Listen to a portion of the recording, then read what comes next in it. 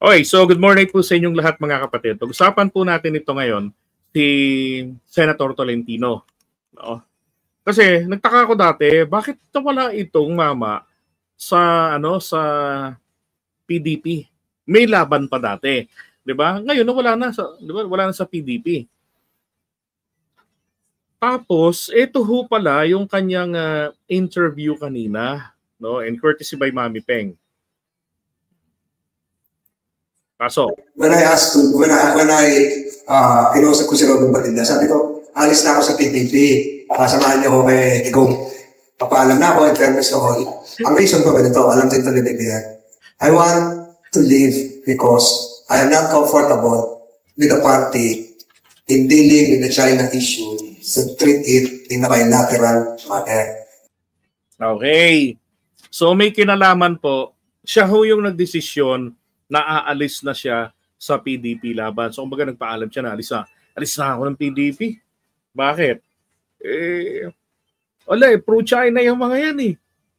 Ginigipit na nga tayo, China pa rin ang kakausapin natin. Di ba? Sa kanya hindi. Ayoko nang ganun. Yun. Di ba? So tama nga, it's a matter of principle. Yung isa sa pinaka main factor ng pagkakawala niya dyan po sa PDP. Diba? So isa pa, magaling namang senador to eh. Magaling na senador to. Isa sa mga magagaling at mga may sense na mga senador diyan po sa 19 Congress. Malayo yan sa ibang mga senador. Malayo kay Bongo. Malayo kay Robin Padilla. Masasabi ko na pwedeng i-level dito sa kanya sila Franklin Drilon, sila Alan Peter Cayetano, si Coco Pimentel, 'di ba? 'Yun mga ka-level nito eh. Oh. Ngayon, naapektuhan kasi ito, inaayawan siya ng mga DDS dahil nilayasan niya. Unang-una inaayawan nila si Tolentino dahil po hindi ito sumusulong kasabay ng trip ni Duterte in favor of China's interest in the West Philippine Sea. Hindi lang West Philippine Sea, kundi dito sa Southeast Asia. Diba? Taliwas siya. Tapos, hindi rin siya kabilang doon sa mga praning na kumontra sa pagka-site ni Kibuloy. Diba? Hindi siya kabilang sa mga yon. Although, expectant ang marami, nasasama siya kay Robin Padilla para i-reverse yung hindi siya sumali sa ganon. So talagang anuman ang isinusulong na pabor sa mga Duterte, hindi siya nakikisali.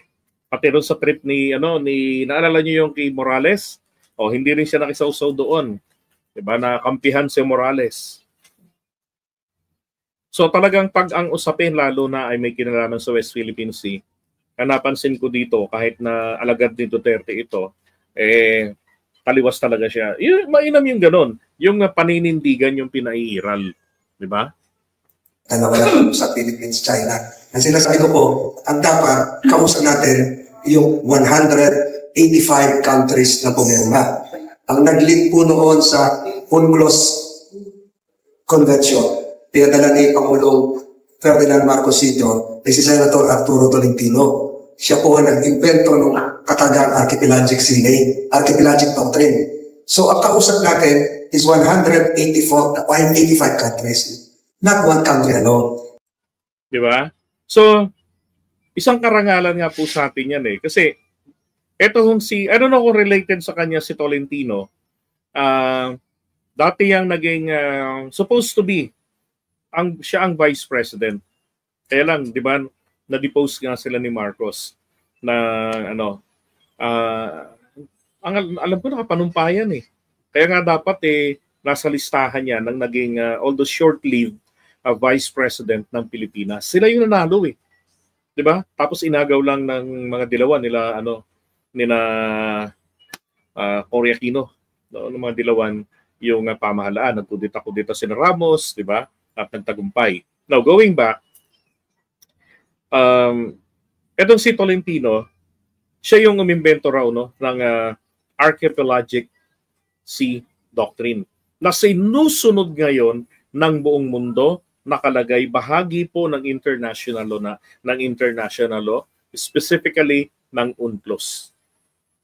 At yun ay pabor na pabor sa ating bansa. Di ba? So yung ganung karangalan, nagmanifest ang talino ng isang Pilipino, tragis na yan, binabaliwala lang ng isang Rodrigo Duterte. Di ba? Napaiyakan kung paano nakapasa sa College of Law. Binabaliwala. Sa kanya, pinibigyan pa niya ng pagpapahalaga. Tama naman ho, 185 nation ang pumirma doon. 184 po na kumikilala sa UNCLOS ang dapat na kinakausap natin. Kasi tayong mga kumikilala, tayo po ang dapat na nagkakampihan dito. Bakit natin kakausapin ng China? Sila nga ang nangaagaw. Yun ang kanyang punto. Tignan yung ginawa ng iba rito, ha? Ay, sorry. Wala. Yung presidente na priority nation. Bigyan na Senator Padilla. Korea, United States. Na bilateral na nawala sa Philippines, China. Ang sinasabi ko po, ang dapat kausap natin yung 185 countries na pumirma. Ang nag-lead po noon sa UNCLOS Convention, pinadala ni Pangulong Ferdinand Marcos Sr. ay si Senator Arturo Tolentino. Siya po ang nag-invento ng katagang archipelagic doctrine.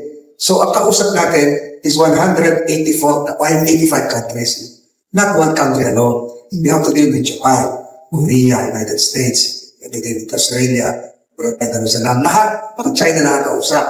Sabi ko para mali. So dahil po doon, on the basis of that principle policy difference, I resign. Pinag-resign din po ako ni Senator Robin. Sabi ko, alis ako. Yun po na dahil ano. Kapal ng mukha, ano? Alam mo, may nalalaman. Ayun ka, Robin Padilla, men. May paganyang-ganyang ka pa. Sa totoo lang, bilib ako kay Robin Padilla. Di ba, pinupuri ko yun pagdating sa West Philippine Sea. Bakit hindi ko pupurihin sa linggo na mamangka sa West Philippine Sea? Hindi man lang naka-encounter ng mga pirata na Chinese Coast Guard. Di ba di kayo bibilib doon? So yun palang dahilan. So nagsabi siya na alis na ako. And then, sinelyuhan naman itong nagtatali-talinuhan na si Robin Padilla o baka magreklamo naman sabihin Pinoy personal. This has something to do with the performance of his duty. Di ba? Bilang senator. So if people find him to be, lack of knowledge or ob-ob, yun ang nakikita ng taong bayan sa kanyang performance. Yun ang sasabihin ng taong bayan. Why would I say na genius siya? Hindi naman siya ganun. Diba? Sa kanyang trabaho. Kung nakikita ng mga tao yung ganyang trabaho niya, diba? And sabihin ng mga tao, he's done GA. And that's a fact. Diba? Sabi ng mga DDS, genius yun, napakagaling. Bulag kayo, inyo na. Diba? Siya pa talaga yung nagpa-resign no? Sabi ni Seth. Nagpa-resign. Mas matalino sa kanya. I move. Oh my God, Robin Padilla. Hirap naman makipagtalo sa ganun, Diyos ko. Alam mo naman yung mga may Ang dahilan po noon, mas gusto ko po mas mataas ang respeto ng Pilipinas, ng Pilipino, sa mata ng 184 countries kaysa po sa isa. Mas gusto ko po noon, kampihan lagi ang karapatan at interest ng bansang Pilipinas. What is good for the Philippines, what is good for the Filipino nation is likewise what I should pursue. So because of that reason, I resign. Kaya yung mga hindi nakakaintindi, iniwan mo, hindi po totoo yun. Bigyan na Senator Padilla. That's probably the reason why he's also endorsing Ling. Pero yun ang dahilan kasi hindi ko kayang harapin ang usapin West Philippine Sea na matagal ko pinaglalaban na naging senator ako na ang kausap lang ng isang bansa. You have to deal with Singapore kasi yun din ang dinadaanan ng barko papuntang Singapore. You have to deal with South Korea and the rest of the world. Look at what is happening right now. The European Union is supporting us. The United States is supporting us. Even other African countries are supporting us. Japan is supporting us. Kung isa lang yung kausap natin, mali. The international law of the Sea Convention is a treaty involving 185 countries. It is not a bilateral treaty between the Philippines and China alone. Kaya meron siya nabanggit kanina, sabi, balimbing ka, ganun. Kasi yan, inaano mo si Robin Padilla, nilalagdag mo ngayon, samantalang si Robin Padilla, yung nag-endorse sa'yo. Diyos ko naman, makipag-deal ka kay Robin Padilla para ka nakipag-deal kay Sara. Dahil kasi nga ini-endorse siya ni Robin, di ba? Oh. Baklase rin si Robin, ano? Pagkatapos niyang pag-resignin si Tolentino dahil principal difference, di ba? O kung sa kanya naman, para kay Robin Padilla, pagkakaibigan pa rin natin, endorse kita, yung ganon. Ako, labo na nung ganon. Diba? Napaka-inconsistent niya na. Diba? Tapos bibilib ako talaga kay Robin Padilla kung nag-resign siya sa PDP. Diba? Para panindigan niya sana yung West Philippine Sea. Oh. Siya nga na pinanindigan niya yung West Philippine Sea. Tapos natili siya nakabuntot kay Duterte. Para saan? Diba? Nako. Ito ni Robin. Tama naman yung tama naman, international yan di dapat nga talaga kausap natin maramihang, di ba yung mga ka-treaty natin or treaty members, sila yung mga kausap natin dito at magsuportahan tayo. Ang China po kasi ginagawa nilang bilateral. Tayo na lang mag-usap. Ganoon, tayo na lang mag-usap. Kasi that worked before. Doon sa Gulf of Tonkin, diyan sa pagitan ng North Vietnam at saka ng China. Yun ang dash 1 and 2 doon sa original na na 11 dash line ng China. Na give up nila kasi nag-usap sila dahil nagkaroon ng magandang relasyon ang North Vietnam at ang Chinese government. Noong 1950s yata yun. Give up nila yon, kaya naging 9 dash line kalaunan. Tapos naging 10 dash line na naman nitong panahon ni PBBM. Senator Tolentino reminds me of the late Senator Edgardo Angara. Naging chancellor namin sa UP. Pareho silang may prinsipyo. I voted for Senator Tolentino next to my number 1, Senator Abalos. Yun, thank you sa pagboto.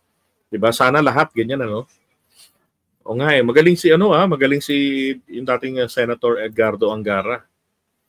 Nakakamiss din yun, Nakakamiss naman yung mga dating senator, Okay, so balikan natin to. We have to deal with the matter in a more cohesive, universal manner. That's the reason why I resigned. And that is what I feel is for the good of the Philippines. Yun. Diba? Actually, yung ginagawa niya napakalaking tulong niya para sa ating Pangulo na nakikipaglaban para sa interes ng Pilipinas sa West Philippine Sea. Diba? Dapat nga lahat ng mga senador nasa likod niya Dapat ganito yung kanilang paninindigan. Walang neutral. Kaibigan ko si Duterte, maga-neutral ako. Ako kasi malaki ang utang na loob ko. Gusto mo bola? Kay Tatay Digong, mahal po kayo ni Tatay Digong. Ayaw po niyang magkagulo, ayaw po niyang magkagyera. Gusto niyo ng bola? Hindi po dapat ganun di ba? Dapat, regardless of friendship kung kanino pa man, din, titignan mo, bansa na natin ito. Di ba? Lugar na natin to, mga Pilipino. Dapat ito yung ating paninindigan. Dapat ganun. Hindi yung lahat na lang ng bagay titimbangin mo.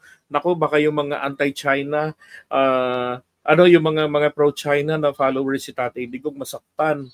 Nako, kailangan manindigan ko, kailangan ako mag-neutral ako. Pagka ganun yung tao, politiko, walang kwenta yan. Bakit? Hindi kayang manindigan. Kumbaga sa lalaki yan, nakabuntis. Nako, hindi ako pwede magpakasal, hindi ko pwede panagutan Pakainin ko na lang. Bigyan ko na lang panggatas. Diba? Kawawa naman yung kinabukasan ng babae na uwi sa kinabutasan. Diba? Kasi hindi ako pwede magpakasal. Ang dami kasi mga magaganda dyan. Unfair naman sa kanila. Kawawa naman sila. Mawawala ng chance sa akin. Ay, nako. Sir,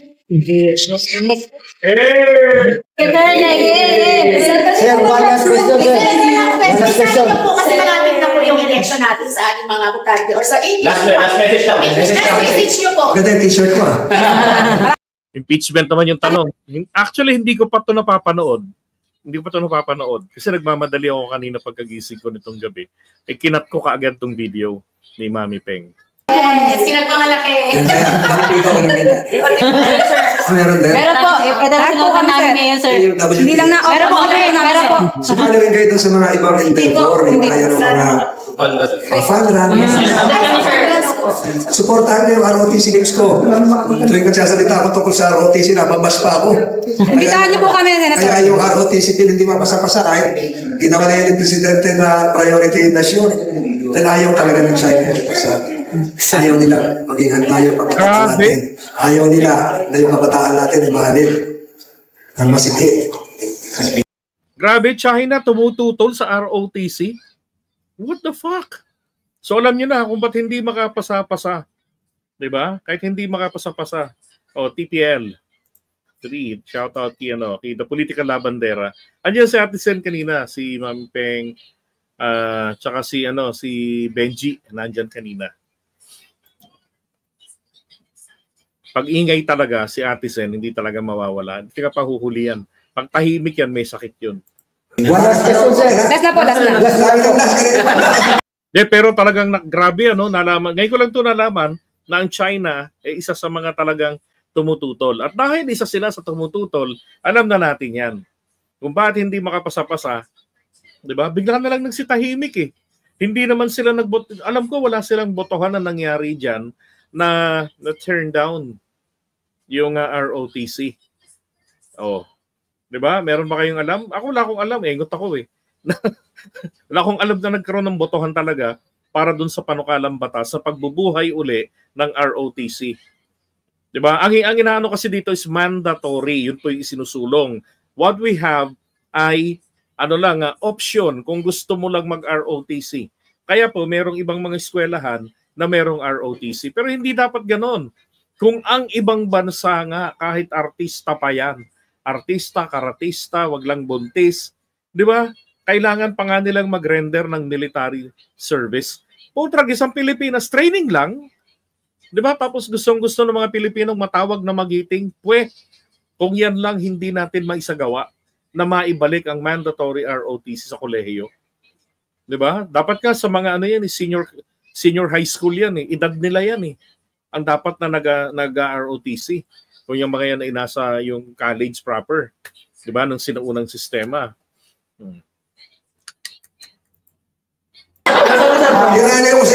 Ano lang, ilalaban natin, nagtitiktok ng mga kalalakihan. Ang Pilipinas pa naman, malapit na nating mapantayan ang ranking ng Thailand pagdating sa dami ng mga bading. Paano na yan? Galing ka po ng Bicol to, sir. Dito po, galing pa kong Bicol, nagkababayan tayo. Yes po. Alam niyo po, sir, bilang Marcos loyalist and PBBM supporter, meron lang po akong isang tanong, ibang paksa po ito. Kung ma-reelect po kayo bilang senador ulit, ano po ang posisyon mo sa impeachment trial ni Sara Duterte? Kasi po, marami pong mga loyalista at PBBM supporter ang ayaw po sa inyong bumoto kasi you are sakit, diretsa ang sinabi ni Benji. Pero yun ang tama. Actually, ganoon din yung mga plano kong tanong kanina eh. Hindi na talaga nakaabot. 25 to the Dutertes. Yes. Sasagot ko lang. Alin ka ba dumating? Yung impeachment will be approached in a manner befitting a lawyer. Siguro kung ano yung kung naturo sa Russia ay never discuss a case. Never discuss the merits of a Ford car. Lalo kung judge ka. Hindi po ako abogado nun, judge ako. So, tingnan nyo na lang po siguro kung papaano dyan kikilos si Senator Tolentino. It will be based on the facts, the evidence, and the law.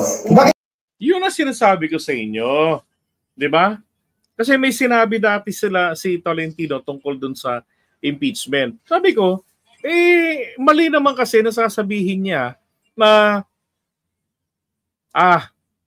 dapat matuloy yan. Dapat yung impeachment na yan, mahatulan dyan si Sara. Mali yun. Mali nga yung sinabi ni Robin Padilla eh. Para, kayo ito sabihin ko sa inyo, para hindi na kayo mahirapan. Sa impeachment na yan, ang boto ko dyan, no. No yan sa akin, no. Ang sarap tanongin eh. Robin, can you define the word impeachment and comprehensively discuss it? No, Attorney, gana din. Andito ba Sir Carlos Maglasan? Di ba? Ay, nako. Parang sarap itanong kay Robin yun eh. Langya. So, tapos yung iba pang mga senador. I understand, Bato de la Rosa, in Bongo, sarado na yan. Wala nang pag-asa yan eh. Pagdating dyan. Kasi about loyalty yan eh. Pero doon sa iba, di ba? Dapat ganon. Abogado to eh, natural. Eh kung si Erwin Tulfo nga, ang kanyang paninindigan, di ba, ganyan din, hindi ako dapat na mababasa. Kahit ako'y kaalyado ng Pangulo, kailangan titignan, pakikinggan ko ang mga testimonya, kailangan titignan ko ang mga ebidensya. Diba? At saka lalo na to, abogado to. Diyan natin makikita, kaya nga sabi, hintayin nyo alam muna kung paano ako gumalaw. Diba? Paano niya suriin yung mga ebidensya. Kaya inaayawan dito ng mga DDS. Bakit? Naaamoy kasi nila na, nako, may paninindigan to, delegado tayo. Kailangan may paninindigan ting suka lang. Kaya wag iboto si Tolentino. Kaya lang nakakalungkot, ang dami ng mga Marcos supporters, mga pro-admin, di ba? Yung mga dilawan, yung mga kakamping, lalong nagpaparami sa mga ayaw sa mga Duterte, dapat maging solid tayo sa mga taong may paninindigan. Di ba? Ay nako, i-ano natin, dapat ikalat natin tong content na to eh. Para somehow mapag-isip-isip na nila na itong taong inaayawan nila, nako, nagkamali sila para kung ito ipagpapalit nila para lang doon kiipe. At saka o kaya doon ki De La Rosa, ki Bongo na wala naman talagang totoong na itutulong. Kung ang dahilan lamang ay yung malasakit center. Diba? Dahil wala naman siyang pera talaga diyang lumalabas, wala siyang pondong sarili.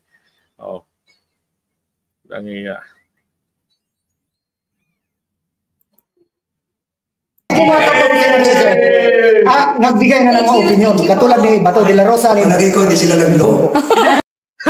Palagi. Kasi hindi kasi lawyer yung mga yon. Kaya ganoon sila kadali na magbigay ng kanilang opinion. Si Bato at si Bongo.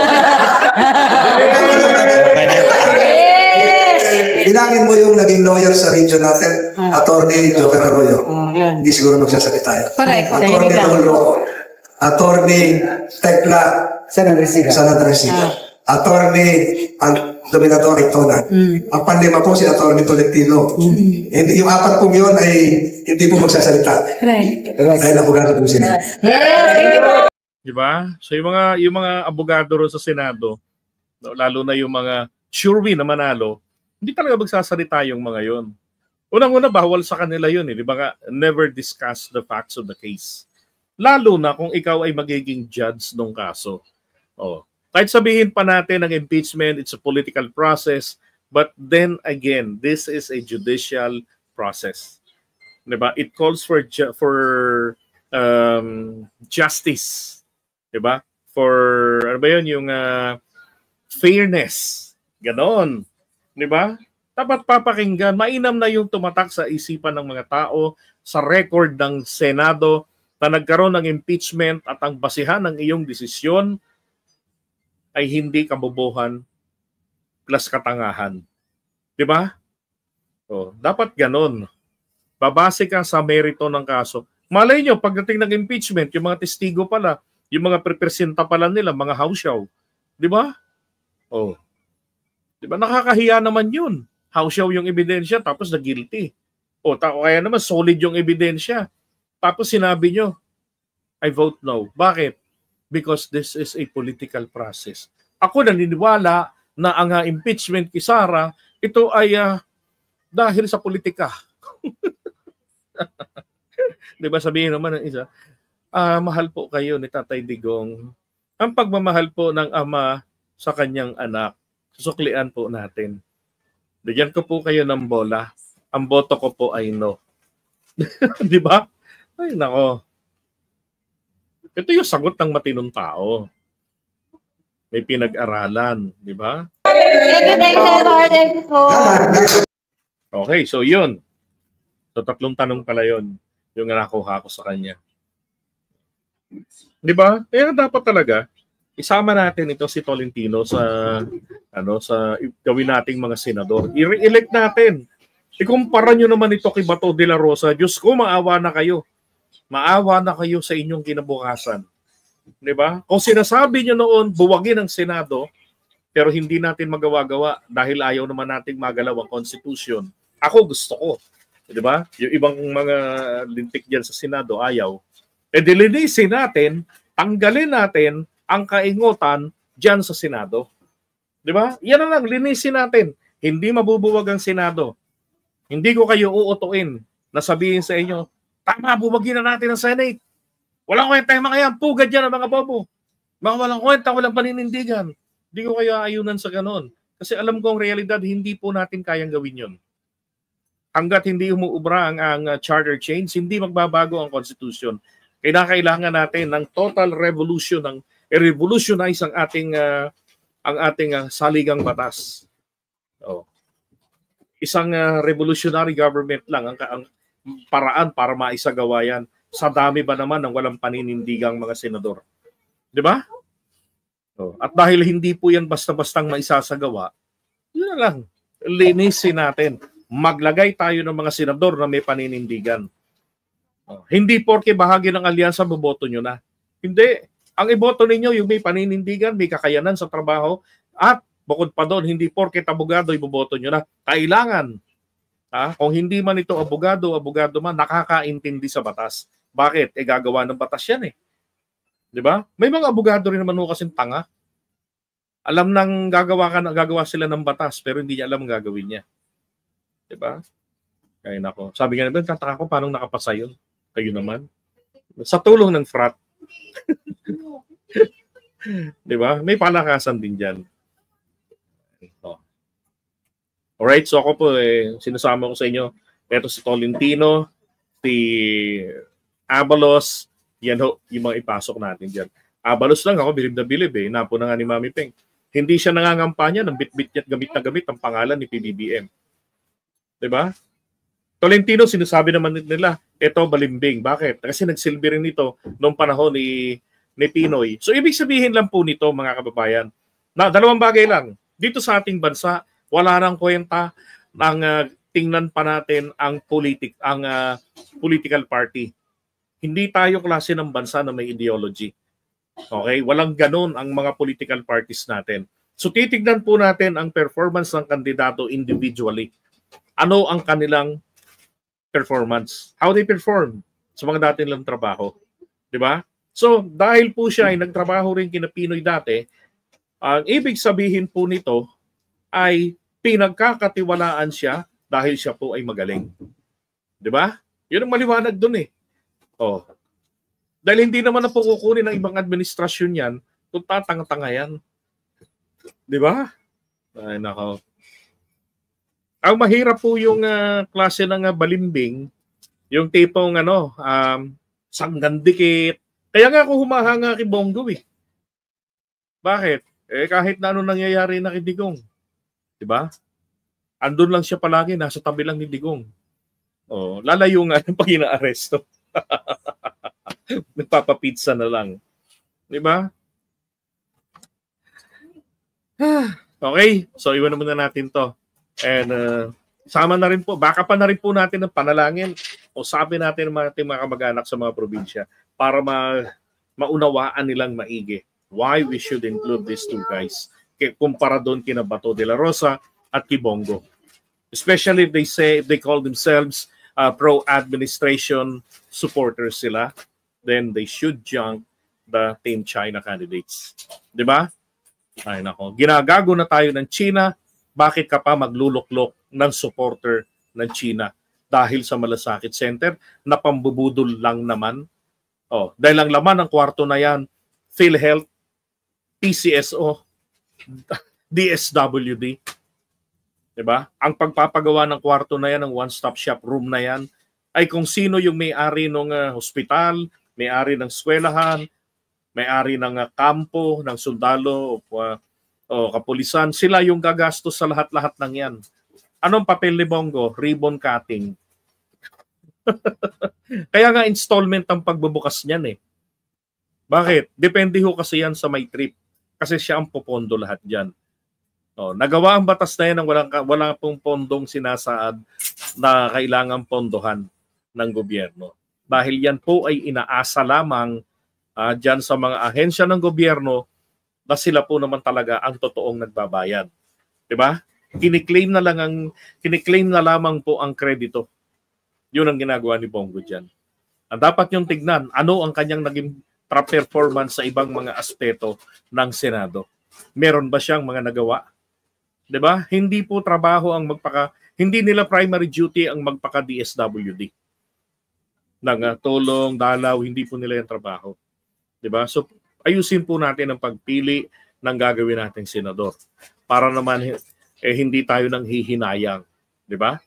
Okay, so thank you so much Sabi mo natin 'to.